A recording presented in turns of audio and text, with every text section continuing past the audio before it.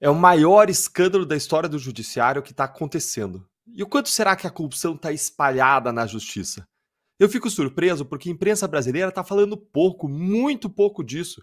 É um esquema gigantesco de venda de sentenças, tanto por desembargadores quanto em gabinetes de ministros do STJ, que foi descoberto pela Polícia Federal. Esse caso é um dos maiores escândalos da culpa do Poder Judiciário da história. Mas a gente não tá vendo lá a Daniela Lima balançando na frente da TV para mostrar essa imagem aqui que vocês vão ver agora. Mostra aí, produção. Olha aí, pessoal. Essa imagem é a imagem da apreensão feita pela Polícia Federal de quase 3 milhões de reais na casa de um desembargador do Tribunal de Justiça do Mato Grosso do Sul. Um desembargador que tem 40 anos de magistratura. Quem é que estava com essa montanha de dinheiro aí, Deltan? Era o desembargador Júlio Roberto Sequeira Cardoso, que se aposentou nesse ano do TJMS, Tribunal de Justiça do Mato Grosso do Sul. Com certeza, essa grana toda, pessoal, ele conseguiu com muito trabalho, suor, né? Muito esforço nesses 40 anos de magistratura, não é mesmo? E aí, não sei por que ele guarda no colchão, afinal de contas, esse valor investido aí em qualquer banco que você invista 3 milhões, você consegue 1%, você ia conseguir 30 mil reais rendendo por mês. Ele tinha em casa só por alguma, sei lá, vontade de ter dinheiro em casa, embaixo do colchão. Mas por que ele foi preso? Fica aqui comigo que eu vou explicar para você e no final eu vou contar para você como que esse caso envolve não só desembargadores, mas também gabinetes de ministros do STJ de Brasília. Essa dinheirama toda que você viu, gente, foi apreendida pela polícia ontem na deflagração da Operação Última Ratio, que investiga um esquema de venda de sentenças judiciais. Tudo começou porque um advogado foi assassinado lá em Mato Grosso do Sul e na investigação desse homicídio a polícia extraiu do celular dele várias conversas, mensagens dele negociando sentenças. Para vocês terem ideia, tem mensagens de que esse advogado se gaba lá de antecipar decisões de ministros do STJ, já que ele recebia das assessorias dos ministros os rascunhos das decisões que ele oferecia e vendia para as partes dos processos.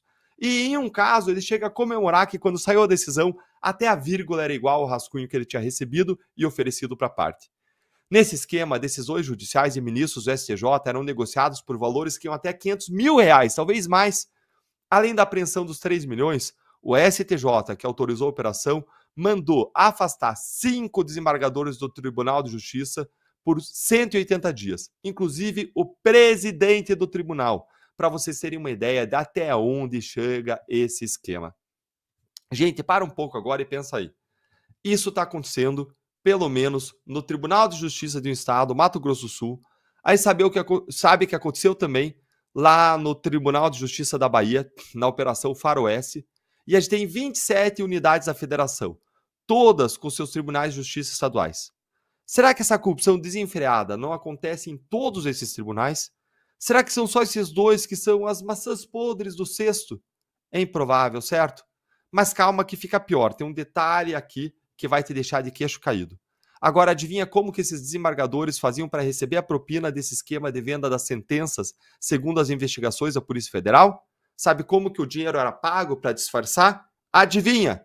Eles usavam escritórios de advocacia dos filhos, que atuavam como operadores dos pais no esquema. Isso foi quem mostrou foi uma matéria do jornal Metrópolis.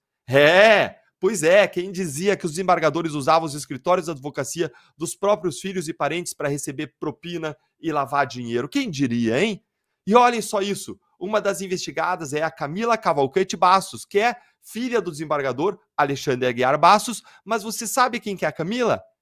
Ela não é só filha do desembargador, não. A Camila é simplesmente vice-presidente da Ordem dos Advogados do Brasil, vice-presidente da OAB. Somente isso. E agora tudo faz sentido, não faz? É por essas e outras que a OAB não faz nada do que deveria fazer em relação aos abusos do STF e do ministro Alexandre de Moraes. Os interesses são muito grandes, você consegue ver agora? Isso dá uma ideia do quanto que a corrupção está espalhada no judiciário, no sistema de justiça. E eu quero encerrar essa parte do meu comentário dizendo o seguinte: vocês sabem quem mais é ministro que tem parente advogado? Gilmar Mendes, do Supremo, é casado com a Guilmar Mendes, advogada do escritório Sérgio Bermudes. Dias Toffoli é casado com a Roberta Rangel, que já foi advogada dos irmãos Batista e da JF, que Toffoli beneficiou suspendendo a multa de 10 bilhões do acordo de leniência. A Roberta Rangel e o seu escritório ainda foram contratados pelo humilde valor de R$120 mil por mês para prestar assistência jurídica para a entidade que vai levar a internet 5G para escolas públicas. O ministro Alexandre de Moraes é casado com a advogada Viviane Barsi de Moraes. E o filho de Moraes, o Alexandre Barsi, é pivô da confusão do aeroporto de Roma e também é advogado. O ministro Cristiano Zanin é casado com a Valesca Martins, que também é advogada. E no ano passado, o Supremo decidiu que juízes podem sim julgar a ação em que a parte é defendida por escritório do parente, desde que não seja o próprio parente o advogado da causa. Tá tudo em casa, não é mesmo? É claro que não dá para afirmar, sem provas, de que alguma dessas pessoas que eu mencionei está praticando corrupção. Mas você concorda que se criou um ambiente de promiscuidade que permite a corrupção disfarçada de pagamentos de honorários e que, caso se suspeite de algo, vai ser muito difícil provar que não eram realmente honorários os valores recebidos, já que não tem como aferir objetivamente o valor desse tipo de serviço, dos honorários? Mas não para por aí, gente. Lembra que a investigação atingiu não só os tribunais estaduais, mas também a STJ de Brasília, o segundo mais importante tribunal brasileiro. E aí, lá no STJ, é que o negócio fica feio. Aí é que quase não vemos nada na imprensa contando para os brasileiros que o ministro Luiz Felipe Salomão, aquele mesmo que virou algoz da Lava Jato lá no CNJ, promovendo uma caça às bruxas contra os juízes que atuaram na operação, como a Gabriela Hart, como o Sérgio Moro. E esse Salomão, ele foi citado nessas conversas, o celular do advogado, assassinado, como alguém que poderia ser pago para vender sentenças. E ele tratou logo de absolver ele mesmo, dizendo nos autos, ele dizendo dele mesmo, que não tinha nada de errado no caso da menção a ele, como se não existisse impedimento para ele julgar ele mesmo. E cadê a imprensa que repercute todas as narrativas dos ministros da cúpula do judiciário contra a Lava Jato? Cadê a Daniela Lima? Cadê a Globo News? Vocês não vão fiscalizar, não vão questionar, não vão criticar isso? Gente, a investigação achou até mesmo um ministro da STJ sendo receptor final do pagamento de um lobista.